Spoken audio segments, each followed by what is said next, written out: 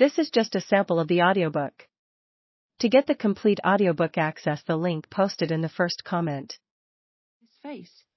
His eyes started to glitter, and his nostrils quiver. He lifted up a hand, reached in, and pulled a longish hair out of my chin. "Ouch!" I said. "That's an incipient beard," he said, handing me the hair and walking off. That was the thing about Alan. You never knew if you were going to be kissed or unsettled, but you couldn't wait to see what would come next.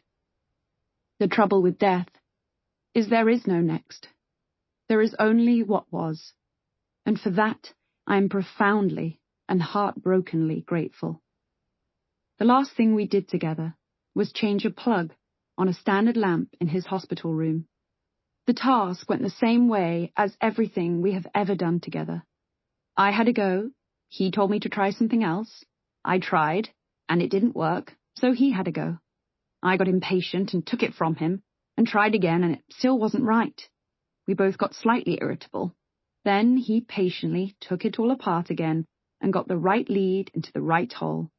I screwed it in. We complained about how fiddly it was. Then we had a cup of tea. It took us at least half an hour. He said afterwards, "Well, it's a good thing I decided not to be an electrician." I am still heartbroken that Alan is gone, but these diaries bring back so much of what I remember of him. There is that sweetness I mentioned, his generosity, his championing of others, his fierce critical eye, his intelligence, his humour. Alan was the ultimate ally.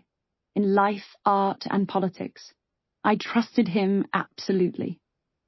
He was, above all things, a rare and unique human being, and we shall not see his like again.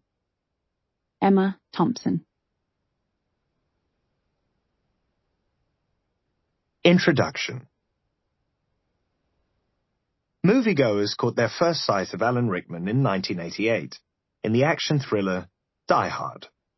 At the age of 42, antediluvian by Hollywood standards, he was cast as Hans Gruber, a Teutonic terrorist who has seized control of a Los Angeles skyscraper and taken hostages. So far, so unremarkable.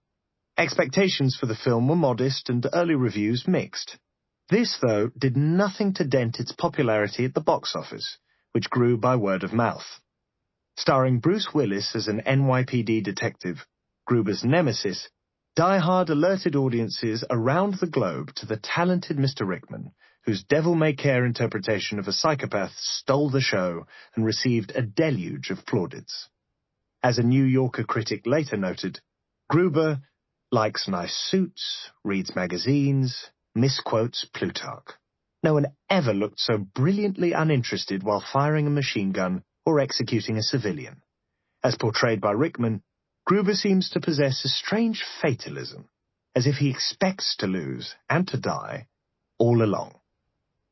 Lord Byron quipped that after the publication of his poem Childe Harold, he awoke one morning and found himself famous. The same might be said of Alan Rickman and Die Hard. Until then, his career had largely been forged in Britain, most notably at the Royal Shakespeare Company, where, in 1985, he stood out in plays such as Les Liaisons Dangereuses. But before then, in 1982, he appeared on BBC television in a series adapted from Anthony Trollope's Barchester novels. Perfectly cast as the Reverend Obadiah Slope, a slimy hypocrite with a toe-curling smile, Alan demonstrated that he was as at home on screen as he was on the stage. Global stardom may have taken its time to embrace him, but there was surely never any doubt that it would eventually do so. Blessed with a voice that could make fluctuations on the stock market sound seductive, and a delivery that was hypnotically unhurried, it was obvious that Alan had a natural gift for acting. To him, it was more a vocation than a profession, and he was irked by those who sought to disparage it, and in awe of anyone who devoted their life to it. As his diaries demonstrate, acting is not merely a means of escape, in itself a wondrous thing, but a portal to a greater understanding of what it means to be human. However, it was not how he originally sought to make a living.